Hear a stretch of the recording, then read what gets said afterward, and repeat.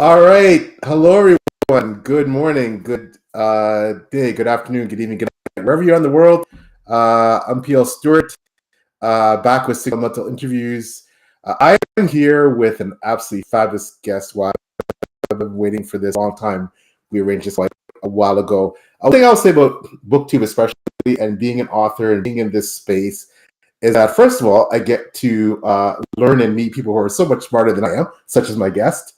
Um, but the thing about this person that is that they're also such a warm, wonderful, kind individual that I always, my day gets brighter when I see a message from them, right? So they're just that kind of person.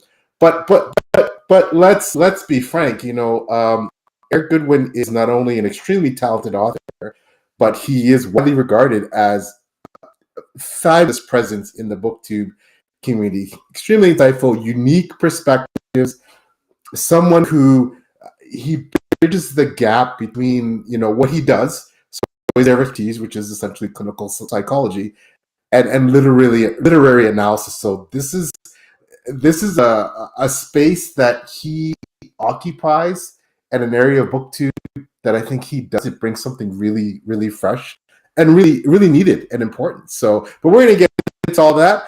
So let me just say thank you, Eric, for joining me today. Glad to be here. So I mean, you and I talk quite a bit back and forth. We've, on Instagram especially, where we seem to message a lot. And first of all, I loved your book. It was absolutely fantastic.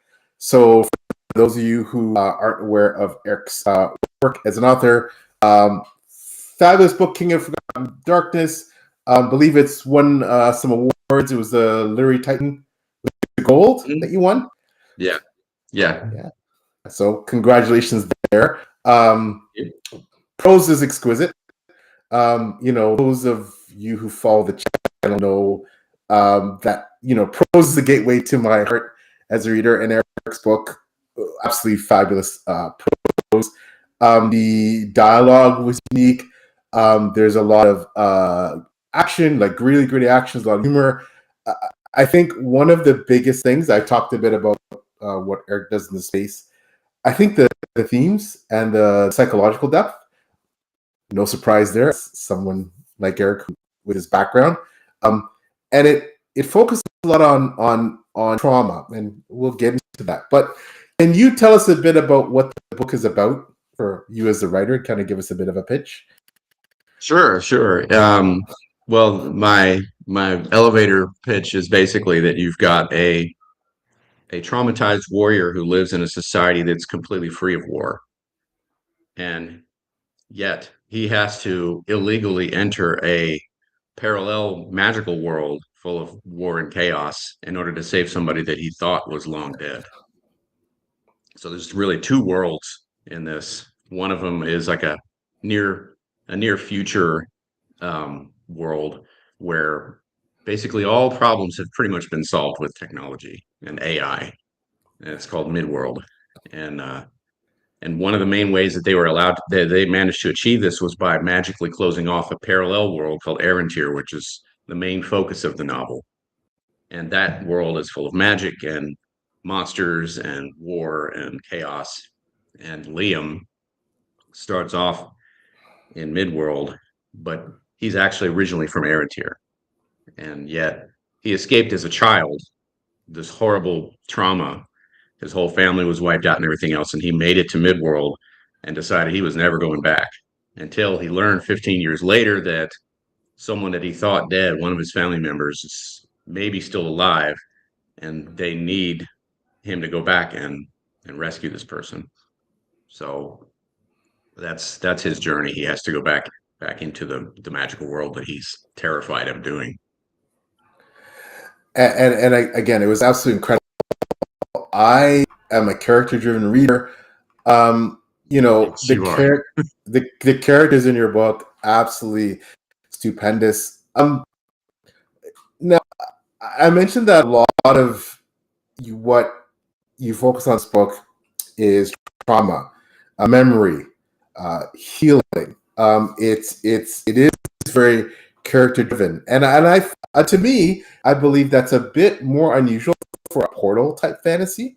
Um, but can you talk a bit about perhaps why you chose to make the focus with your main character, especially? I was just, I mean, moments of this book was so poignant. It just brought me to tears. Can you talk a bit about that and what you focus on with Liam and his journey? Yeah. So Liam is someone who suffers from post-traumatic stress disorder. And as a psychiatrist, of course, I've treated that for many years. I know exactly what it looks like and how it works. Um, and and I think this is a subject a lot of authors tackle. It's something that, a lot of people um, write about, but in my opinion, they sometimes get the subtleties of it a little bit off and a little bit wrong. Um, or sometimes it seems like the journey to healing, either it's like there's no hope and they're just stuck in trauma forever, which is not accurate. Or they get better, but it's just a little bit too easy and not very realistic, you know. And I've worked with folks that have suffered horrendous trauma. I was Air Force psychiatrist for 7 years, so I saw the war trauma piece, and so I wanted, at least for this book, this is one of a series I've been working on for about 30 years or so. I'm finally getting to start to publish it slowly. But in this one, I'm focused a lot on the way in which we heal through trauma, and how it has a lot to do with stuff that really isn't trauma related, like you say, identity and memory, and who am I and how do I fit into the world. All that stuff is needed to get to where you need to, be, to get better. And when you are better from trauma, it's not like it just disappears and never bothers you again. It's not quite like that. It's more like it's always kind of there, but it doesn't dominate your life anymore. You know. But now I could have done that without fantasy, but fantasy gives you tools that no other genre has, which is the ability to depict powerful emotional and subjective states using fantastical imagery as symbolizing those states, right? So that's another aspect of my work too that found its way into this, is that not only do I do a lot of clinical work, I do a lot of scholarly work too, and my main focus is on analytical psychology, or Jungian psychology, which talks about archetypes and uses mythology and folk tales. So there was a natural, tie-in to writing fantasy. And I'm not the only, Jungian that writes fantasy. There's a few of us out there, as you can imagine. But the connective tissue of that is dreams. And as most people know, PTSD, dreams are a huge part of the symptoms. Nightmares, recurrent nightmares, horrible stuff. And well, what's going on there? Like, why is the brain doing that? That's a big piece of the puzzle. And it's actually trying to heal us. And the way that works follows specific patterns. And so that some of that kind of finds its way into the work too. Now, if you're not into all of that, if you're not really focused on that, I wrote it in such a way, at least I tried to write it in such a way to where you really don't need it. Yeah. You can just enjoy it at the surface level as a fantasy. It's just a fun fantasy, portal fantasy with some dark fantasy elements thrown in for fun. And you don't ever need to think about the psychology of it. But if you are interested in that stuff, it's there. It's in the subtext, a lot of the layers underneath that. So like certain characters, for example, embody his moral injury or his survival guilt. And like those characters, they're fantastical characters, and they'll voice that stuff that he's already beating himself up over anyway. Yeah. And I did that because that's exactly what dreams do. Is they take those voices within us and they project them onto concrete characters that then accuse you in the dream space. And then all of a sudden you're caught up in this dialogue with yourself in a way. Now, that's not to say that the story is trying, I'm trying to say that everything is all just in Liam's head. That's not it either, because there is a reality to the imaginal and the fantastical. And that, again, fantasy depicts that in no other way. And no other genre can really capture that like fantasy can. I don't know if I answered your question because I kind of went off on a bunch of different tangents, but here we No, are. no, you did a fantastic job, and I think for me, and I do want to get into without over dwelling on it. The PTSD part. I've been blessed, thankfully, not to.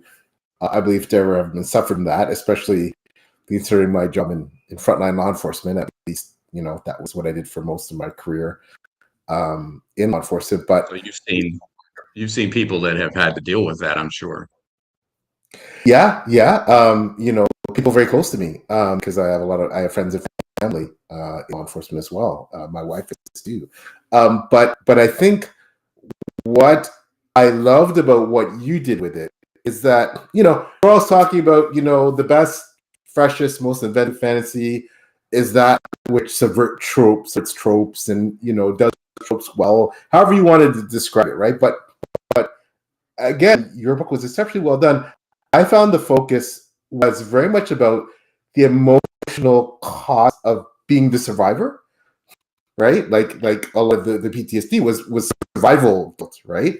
Rather than the glory of, bat and the thrill. Like, so, it was, I think I've seen readers prescribe it. Of course, your book is exceptionally well received in reviews as like soulful artistry, right? Can you talk about that? Like this focus on, being the survivor. Well, yeah, there's a special, well, that's what survival guilt really is the sense that um, these other people died, but I didn't, and therefore I'm beating myself up over that. And essentially, what's going on there is it's a quest for meaning, and that's really what the dreaming mind is always working on, all the time. It's always saying, "Yeah, I've had all the sensory data flood my brain, but what does it all mean?" Yeah. Well, the brain can't do that without specific tools, and what the tools it uses are stories. So, like I always say on my channel, before there were psychiatrists and psychologists, there were storytellers. Those were the people who were able to find healing and help people heal, like whether it's a shaman or a folk healer, and whatever it is, it's always in the form of stories.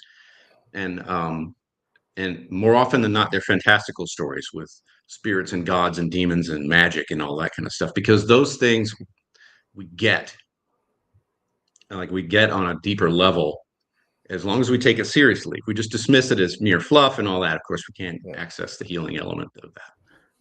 But for this story, there is a whole lot of that going on for Liam, especially. And I did orbit that same theme for most of the characters in the book, actually. So Mia goes through a journey that is still orbiting that same theme of trauma, only in her case, she didn't experience death and loss. She experienced abandonment, which can manifest in a similar way. And then there's Damien, right? And he has his own type of inverted sort of arc that is related to this too, because it's maybe not all that obvious, but he's seriously injured himself, and he just doesn't care or notice or care, at least not until later. And he doesn't necessarily respond to it in a healthy manner either. So there's that, right? But yeah, the survival guilt is essentially the mind saying, why did this happen? Why did I survive and these other people don't? What did I do to earn this? And of course, that's really not exactly the right question. It's understandable to ask that question, but you're never going to find an answer to that, right? Unless now I should temper that. Like, you can find an answer to that within certain spiritual perspectives, right? So maybe, well, it was God's will, and that is an answer. It's an answer that essentially says, I don't know what the reason is, but there is a reason, and that's enough. And that's a damn good answer. And it's very satisfying for some, but not everybody. So, particularly the ones that I noticed when I was working with military, like war vets who had lost their buddies in particularly gruesome ways, that ain't gonna cut it, necessarily. For some, yes, but the ones that it didn't are the ones that wound up seeing me because they were still struggling so much. And for them, a lot of it was the ethos of the warrior Mm-hmm. and what that means to have integrity and all of that kind of stuff. That's where they found their meaning, and sometimes they had to find healing in that. So that's another answer to that. For Mia, with her survival being that of just being dumped essentially by her family, Yeah. she had a different journey. She had to find herself essentially inside, almost without anything else helping her. And that, as you've noticed in the story, that's not all rainbows and roses at all. And it carries with it a certain amount of danger. And I wanted to depict that in a way that wasn't too simplistic and show Yeah. that she does find healing and power, but it's not for free. There's a cost to it that she needs to, and she barely has time to make a decision about it and winds up making it Yeah. anyway. And here we are. And you'll see, obviously, these characters, this is a standalone story, but these characters are in the subsequent books in the series too. And there's more going on with their story. And we'll find out what happens there. Oh, I cannot wait. It was so brilliantly done. So brilliantly done. I love both of their arcs. Were just wonderful, and Mia was a very special character for me. But I do wonder too. I do want to quickly touch on some of the other themes. So correct me if I'm wrong. So this is again myself as a reader, my intention, because I know an author. I may miss the mark on what the author is saying or trying to get across to the reader in a story. But I want to go back to this concept of the soulful artistry I talked about. Because it seems that for me, and I could be wrong, but this was somewhat of a I won't say anti-AI criticism, but I think one thing you explored is perhaps how can I say this? You emphasize the soul of art that is made by humans, as opposed and like contrasting to AI content. If that's, I guess, my simplistic, interpretation. Is that right? And is that what you were? What was that one of the things that you were trying to get across in the novel, especially because one of the things that made me realize how amazing, how well done your book was. I'm just going to give you a bit of a quick story you're always like, I'm not usually a big Portal Fantasy fan. I prefer, sometimes I find the two worlds, they muddle me in my head if it's a very, as a modern technological world, or today, our world today versus, a fantastical secondary world. But yours is incredible. I loved it, right? And there are some that I have loved. But but with AI aspect, was that something that you were putting out there for the reader to ponder? Yeah, that's a great question. So I would say I've got a two-part answer to that. So the first one is that not I don't think that an interpretation of a text solely belongs to the author. So like Yes. somebody can read something that I'm writing, you know what I'm saying? Like, Yeah. and they may get something out of it I never intended to put in there, but it doesn't mean it isn't there because the product is of me consciously writing, but then there's a lot of unconscious stuff in there, and that can come from who knows where. And if it's not conscious, I don't know where. So I do my best. But that said, um, my second answer to that is yes and no in terms of the critique of AI. And the reason I say yes is because it's clearly there. I do mention that there's AI artwork and AI generated television shows that people are, Yeah. addicted to. And that's a particularly significant element of the second book as well. Oh, But it's there in this book okay. too. Yeah. But I came up with a lot of this stuff years ago. Like I thought maybe someday they'll be able to create, the computers will just generate music.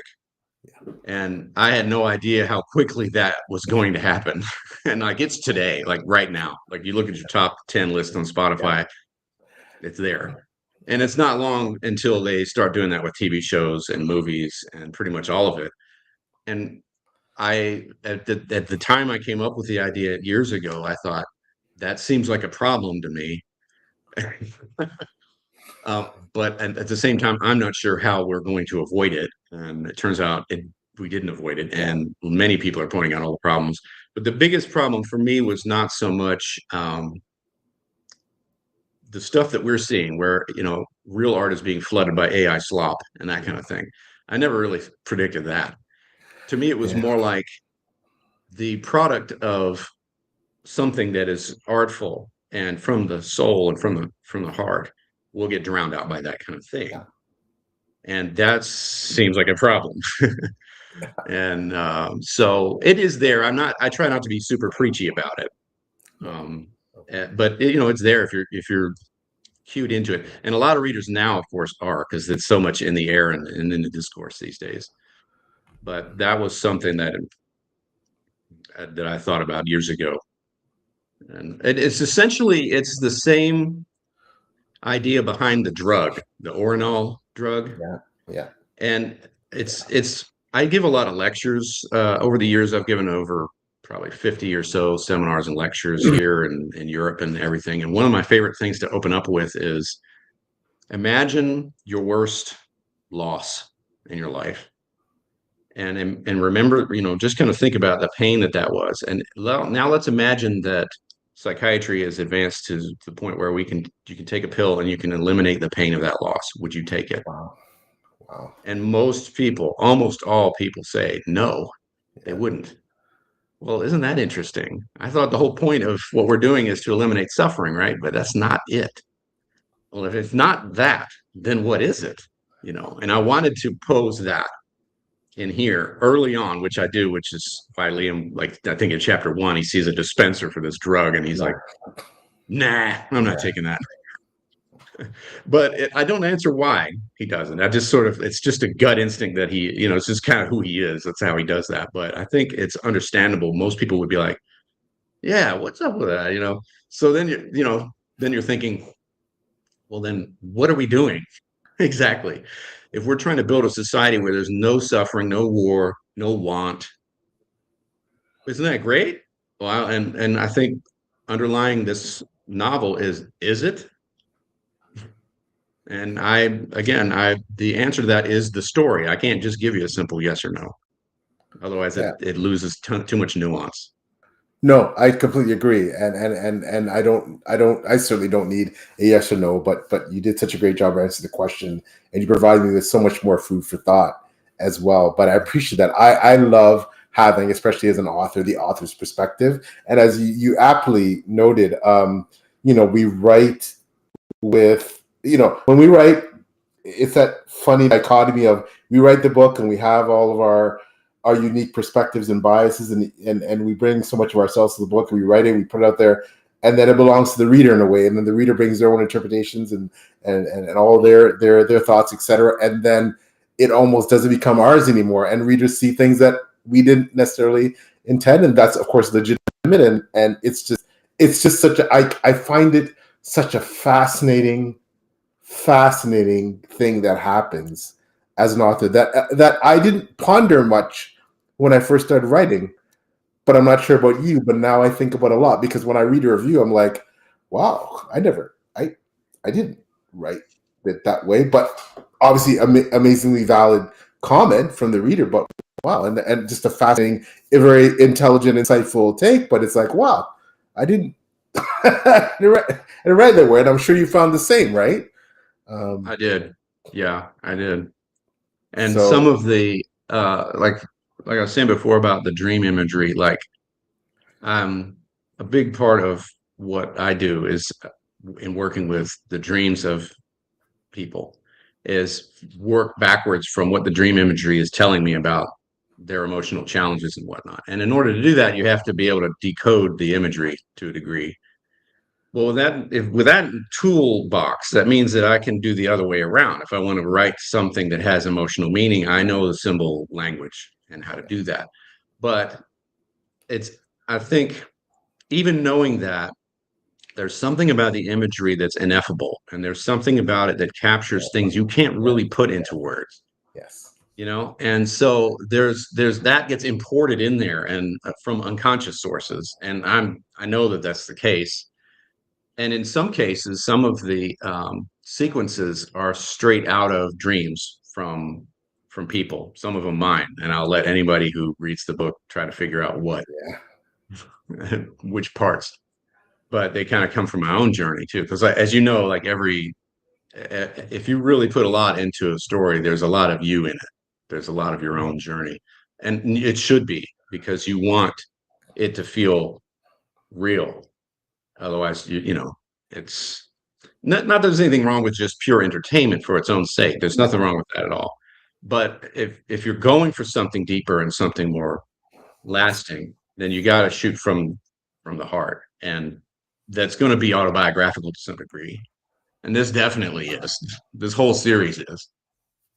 Yeah, we know our own journey best, right? And even if that journey is perhaps the journey that you perceive from the other side. So people that you know, people that you've never interacted, how you perceive them. You're read a character that is based on someone you know. It's not your journey, but perhaps you're a secondary character and you're describing how you see the person or the person. Do you know what I mean? So it is, yeah, it is a wonderful facet that we're allowed to engage in writing. But yeah, I totally concur with you that writing what you know, I mean, that's a cliche, but I think is one of the most effective things to do as an author, right?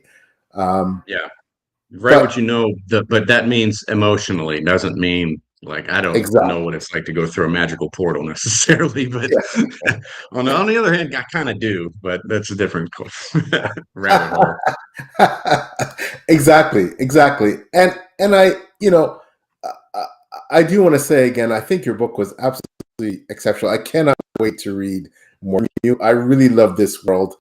I talked about the fact that I don't typically, I mean, if I pick the subgenre of fantasy, I'd say portal fantasy is somewhere in the middle generally of my enjoyment level, not the least, but yours, jumped up to near that top category. Then that it was being just an amazing book that I just loved, and I couldn't get enough of that. Well, But I'm glad. It's wonderful to hear. I The think portal fantasy. Oh, go ahead. no, please go ahead. I was just going to say the choice to make something a portal fantasy, like all choices in writing, has pluses and minuses, drawbacks, and like I thought a lot about that when I was reading um, your book, Drowned Kingdom, and all of the trade-offs that you deliberately made in that. And I felt like I understood exactly why you did what you did. At least to me, it made sense. And he's like the main character in there is got his whole host of issues going on as well. And that doesn't, I get that wouldn't necessarily land with everybody, you know.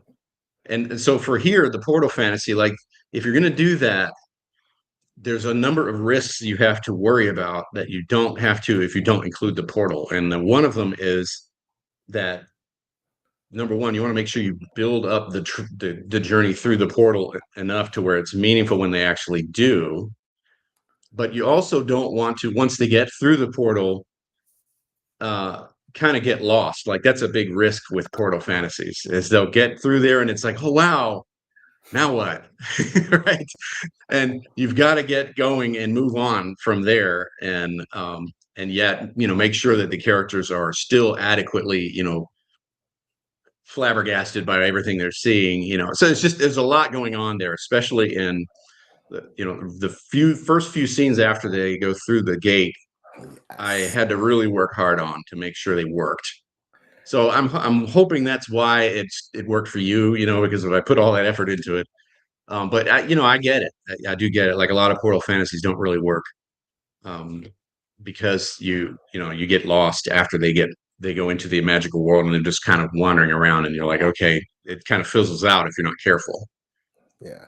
Well, I So think, yeah, and thank you so much for the kind words about my book. But I think the reason why I give you even additional praise for what you did is that you took this uh it's very like a heavy tech saturated. Midworld is very like it's more futuristic. Some yes, current technology, but futuristic. And then you have this beautiful mythical, and I want to get into this too because one of the things that really, really just I was just so captivated by a renter. I think it's because of things I do personally. Like I went to Scotland for the first time a couple years ago, and I just fell in love. And of course, we were talking on Instagram. I was like, oh my gosh, Arenter is beautiful. Like, was Scotland an inspiration? And you said yes. But yeah. can you talk a bit more about balancing writing this heavy, technologically advanced, futuristic world on the one side of the portal, and then you have this ancient, archaic, medieval type, I guess Scottish inspired, setting on the other side.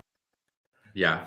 So the piece of Errantier that you see in this book is definitely Ireland, Scotland inspired, along with lots of stuff from like folk tales and all that. So that's pretty obvious. Now Errantier is humongous. I've been working on this setting for decades, and you barely scratch the surface of it in this one. There's other elements of it, like there's realms of it. Like we only see one piece of one realm. And so there's going to be a whole lot more of that in later books. But um, there's two things going on here. One is that you've got the contrast between the technological levels, and also the setting is very sterile in Midworld. Yes. Everything is perfectly, free of all, any complexity. It's all very straightforward and sterile and some 100% safe and all that. And Errantier feels completely different from that. So I tried to make them as contrasting as they could be. But again, the danger and the drawback of doing that is that it disjoints the story, because it's almost like two different stories if they're so different and there's no connection between them.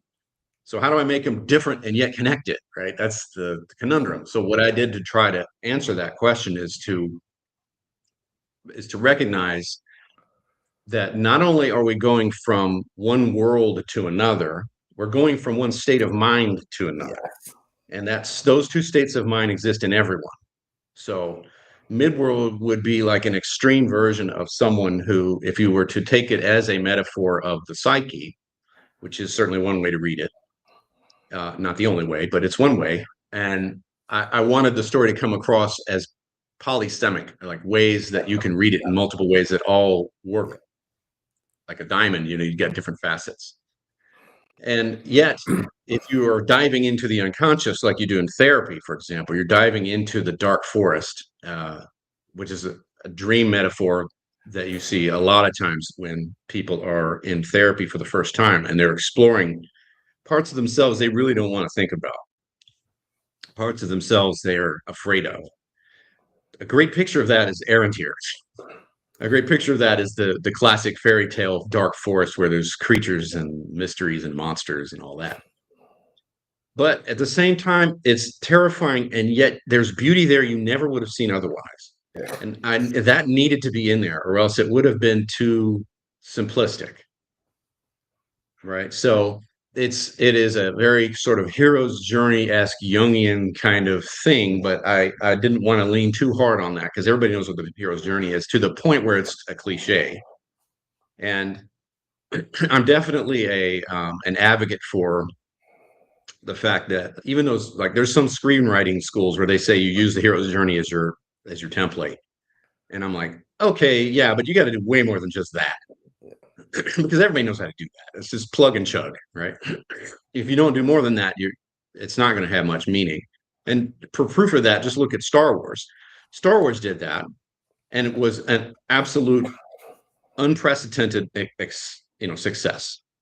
And then it was repeated and regurgitated a million times, and practically every story had this hero's journey structure to it, and it fell flat. Why? Because Star Wars is more than that. Star Wars used the Force, and it had the mystical aspect and magic and all that kind of jazz. I could go on and on about that, but I mean, you get what I'm saying. So like, there's got to be more than just that structure. And so that's what I kind of tried to do here, was that the imagery itself also has a lot of psychological weight. So that when you travel from Midworld into Arantir, it is a journey from one completely different world to another completely different world. But yet at the same time, it's not different. It's an inner journey that we could all potentially go through.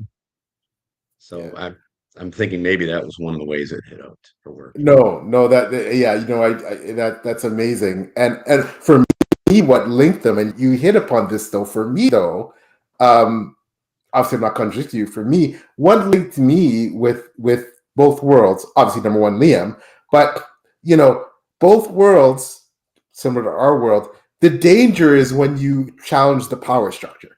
So Midworld is sterile and not dangerous unless you challenge the power structure, the powers that be, and go against them. The same as in Arantir, that when it's the people that run afoul of those trying to control, both worlds, is when you truly are imperiled, right? So, and I absolutely love that. And for me, that carried me and grounded me with Liam through both worlds, and why I felt that linkage between both. So it wasn't, like I said, where normally a lot of portal fantasies, exactly what you said. There's that danger where the secondary world becomes the real world, and you almost forget about the other world, the real world, where the characters usually originate from, and they transit a portal into the secondary world, which is usually ancient, etc. So, but Liam, and the fact that especially you did it, I think what you did so well is that's when it's almost okay, sterile, futuristic, tech-saturated world. But then as the danger arises, that's when, without spoiling, that's when we see the danger in Midworld. That's when we see the danger that follows into, Arantir. And I absolutely love that. I thought it's fantastic. So, but anyway, I could talk about that. Your book all day, like I said, it was one of my highlights, my reading highlights of the year. It's definitely going to be on my top indie books that I read this year. It was just, I loved it. I can't wait to read more. So the sequel, The Treacherous Fire, is being looked at now by publishers and agents. So I'm hoping that soon we'll be able to I'll be able to get that published and going. And I'm working on book 3 currently. Oh wow! Book 4 and 6 are already written, so it's a 9-book series total that I've planned out, and each one of them has a different dimension of things that I'm exploring. So, what I obviously, and we've talked about this, I love that. I love authors that are ambitious in their planning of their. You know me already. You know how I feel about that, and what all the things I'm up to. yeah. I so admire that about you, and I have every confidence you're going to pull it off exceptionally well. Best of luck with the querying. I'm confident you're going to get, if that's what you're looking for, you're going to get that deal. I think, and again, I could talk about the book all day because again, I'm obsessed with King Forgotten. But I want to transition into your booktube life. Before that, I think the best bridge there is background. So.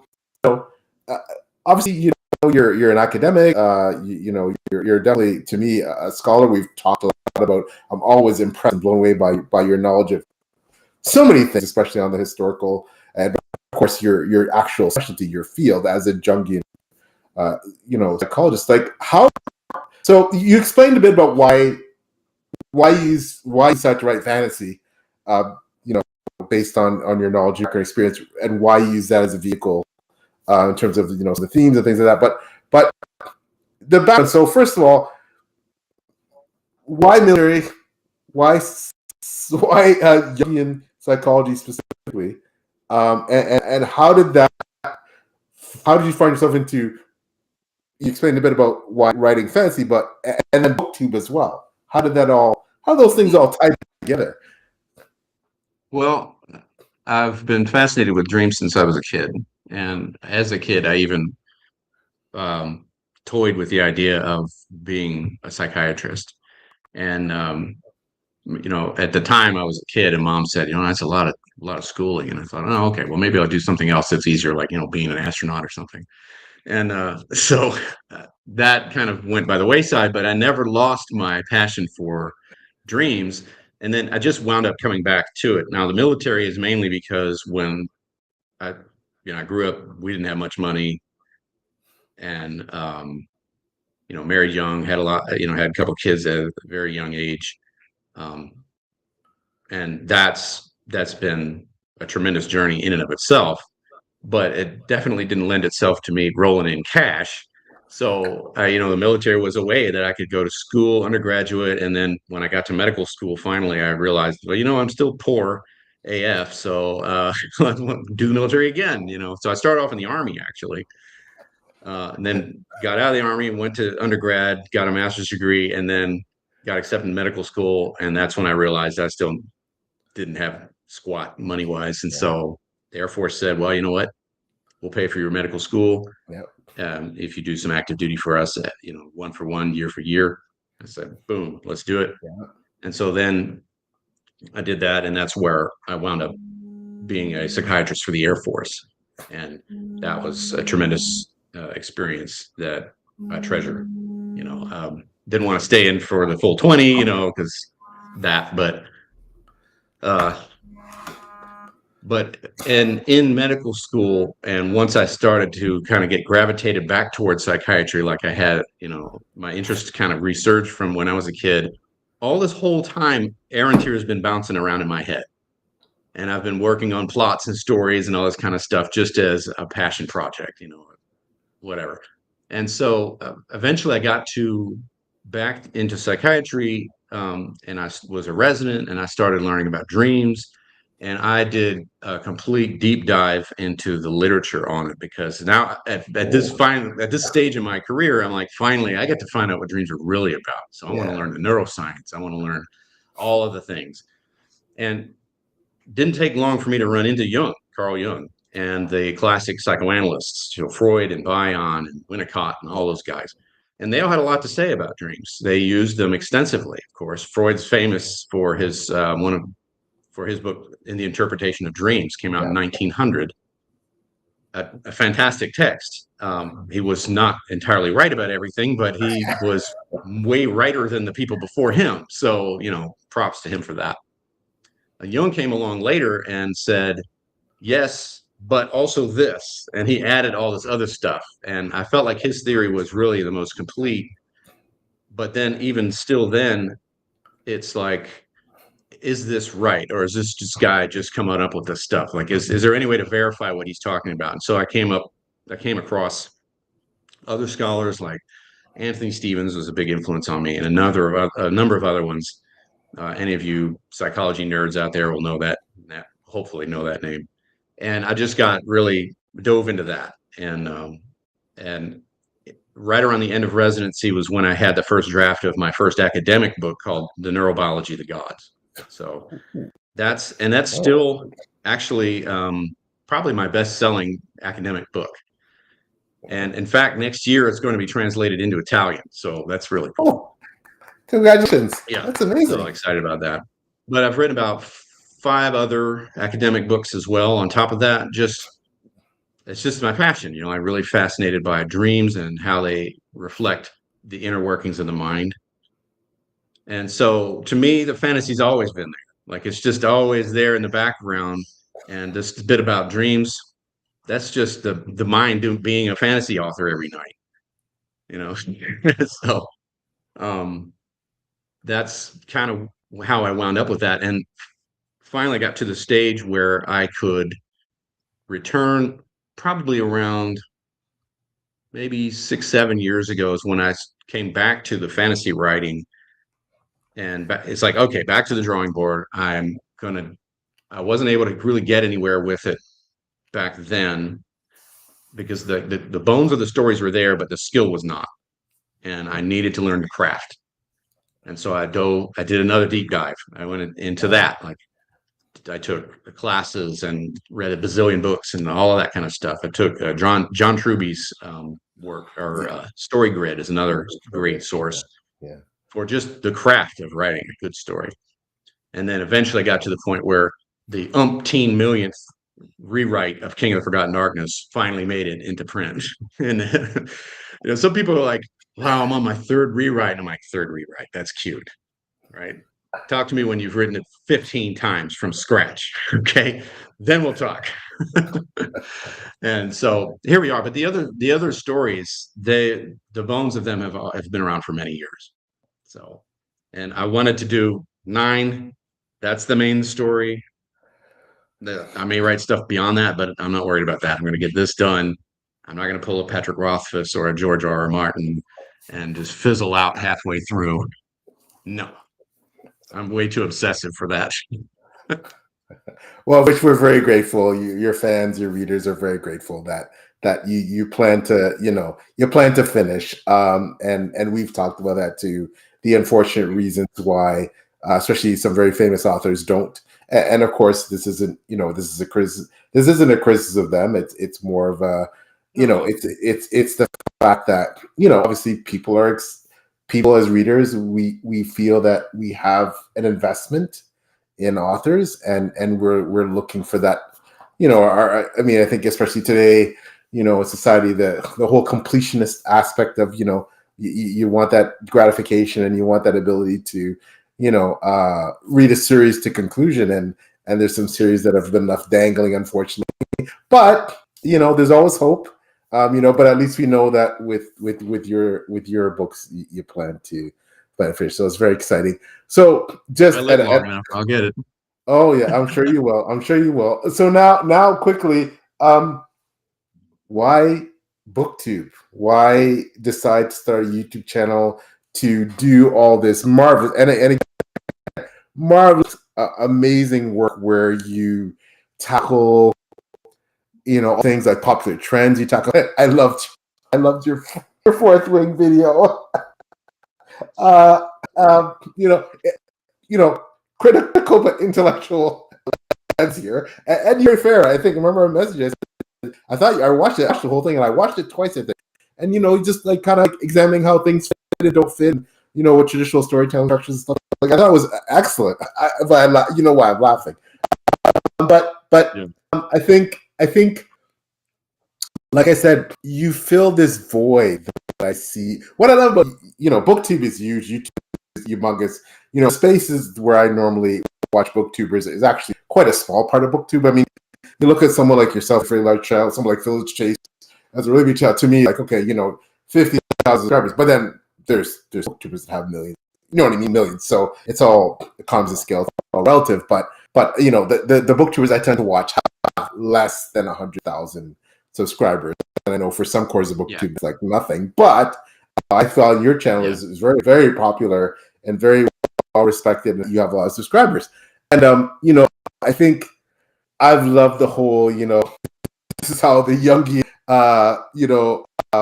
psychologist, psychiatrist reacts to this, thing, this kind of either this book or this aspect of fiction or science fiction or fantasy. Do you know, like it's almost like, it's like, I would say, I said this from day one, Philip Chase, beloved by both you and I, another brilliant academic like you, and also a warm and wonderful soul. Like, I'll say, if I had profs like you and Philip Chase in university, I probably would have got better grades. Saved my life. But that's one thing I love about watching your channel. It's like taking a class. Like, it's not just the I learned so much about the psychology stuff, the psychiatry stuff. But what I really love is the analysis, right? About how you do the linkage between the literary stuff. But so why BookTube? Well, that just sort of grew out of a desire to. I love teaching. Like that's what I did at the University of Louisville for about 10 years. And I left there and did some other things, and I had to come back to a teaching environment. And where I am now in Cody, Wyoming, is I do lots of teaching there, and I'm back in my element, you know. But I can't get enough of it, and so I started doing my YouTube channel way back when I was back in Louisville, and I I did, you know, I had one of the running jokes of some of my older videos is that I have, you know, me and my three subscribers out there are going to love this, you know, and I've thankfully got more than three, and it's not huge what I have my followers. I guess Big. I'm bigger on TikTok, but where I talk more about dreams. But anyway, I wanted to get stuff out there. Like we don't talk the talk that we have in the general media about dreams is very fluffy. Like there's a whole lot of, oh wow, you know, kind of stuff, and not enough about how really powerful they are, right? It's just kind of woo-woo stuff, you know. And not that there's anything necessarily wrong with that, right? Yeah, I'm a yeah, fantasy fan, and I love mystical stuff and speculations and quantum mechanics and all that. But at the same time, there's also a real emotional core that we're kind of not getting at. And the same thing kind of goes for fantasy. Fantasy is a lot of times thought of as just kind of kids story type stuff, and you know, you just don't realize that it's way more than that, and just how much is going on there. So that's kind of what drove me to start producing, you know, online content, just kind of for everybody. Because my academic books, I love writing them, but they're not for everybody. There's just there's a lot of jargon in them, and they're kind of dense and all that. So this is kind of my way to get out at more the everybody kind of person who can enjoy that. And every once in a while, still people like will come in and say, "Okay, you need to tone down the jargon a little bit." I'm like, "All right, sorry about that." You know, what can I say? But but yeah. So then I thought, well, I'm also doing fantasy. I need to talk more about that. Or maybe get some people interested in reading the book. And and so it just sort of fell into this niche of this oddball combination of psychiatry and mental health yeah. and fantasy writing and stuff about dreams and folk tales and mythology and all that kind of stuff just sort of balled together in what I typically talk about. And I've definitely had folks that I've talked to over the years say, you got to focus on something more specific, you know, like to get your niche and to, you know, like I thought about it for a while. And I'm like, nah, I don't want to do that. I don't care if I get a bazillion, you know, followers. It's like I'll just do my thing, and if it works, great, and if it doesn't, you know, I could talk about current events and get tons more subscribers that way. But I'm more about the evergreen content. I want to talk about stuff that's going to be important 10 years from now. So that's the price I pay, I guess. But Well, it's fine because I got a day job. You know, I'm good. I'm just doing this for fun. well. Thank you, because and I totally agree. You know, and that's you and I are very similar that way. Yeah. Yeah, but please keep doing what you're doing because I love absolutely love your content, absolutely adore it. I know there's so many people that do too, and some people respect your content, not just love it, but they respect what you do and what you bring to the table. So I think you should be very proud of your content, and then I think, you know, everything that you do, you know, really adds to this corner of the book space. So thank you for what you I do hope and so. what you highlight. And I think you're pretty widely praised for the analytical content on our channel. Like I said, you know, I think place like we need both. We need the la la la like you talk about. We need that, and we Yeah. love it. Like Yeah. we need the It's fun. review. Yeah, that's fun, and we need the reviews that are like, hey, you know, this book is great, and this is I loved it, and we need, you know, just very much more, you know, and not that we don't have reviews like that aren't intellectual or analytical, but just, you know, we need those reviews, but we also need, I think the more in depth stuff and the more academic type stuff, especially input from people such as yourself who bring the background, the expertise, you know, especially academically, Yeah. to look at different, you know, concepts, whether it's, discussing old age English literature or, the mythic weight of fantasy worlds or whatever, right? Like we need that.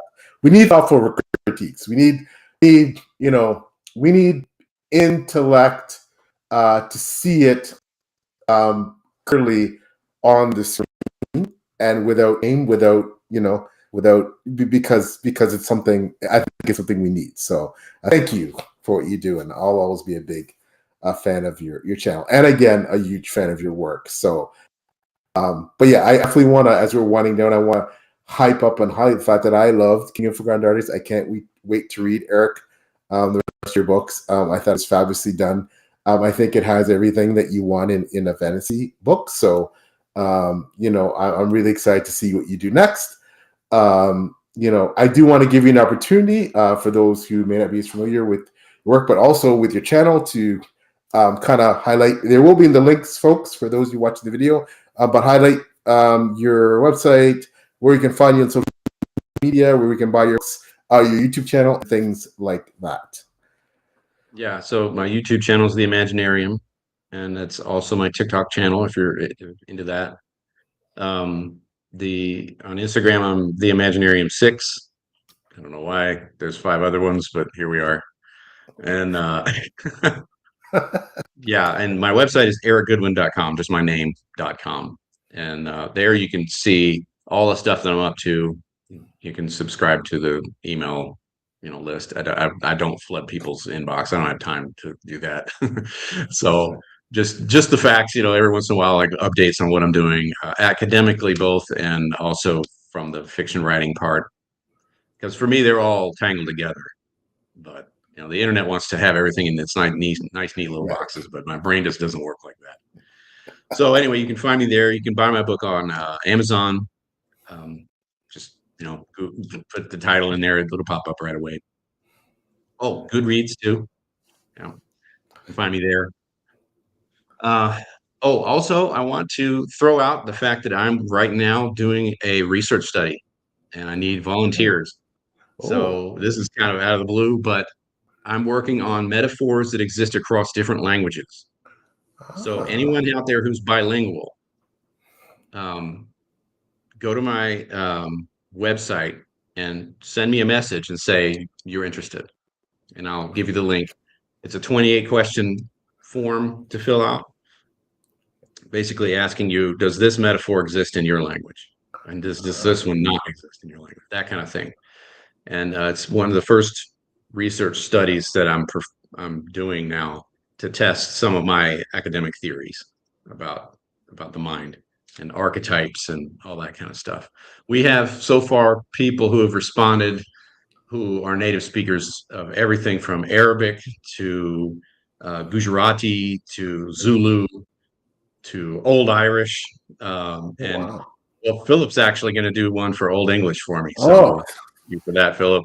Much appreciated, sir. And so yeah, we got lots of languages represented, but more is better. We need data. So bring it on, guys.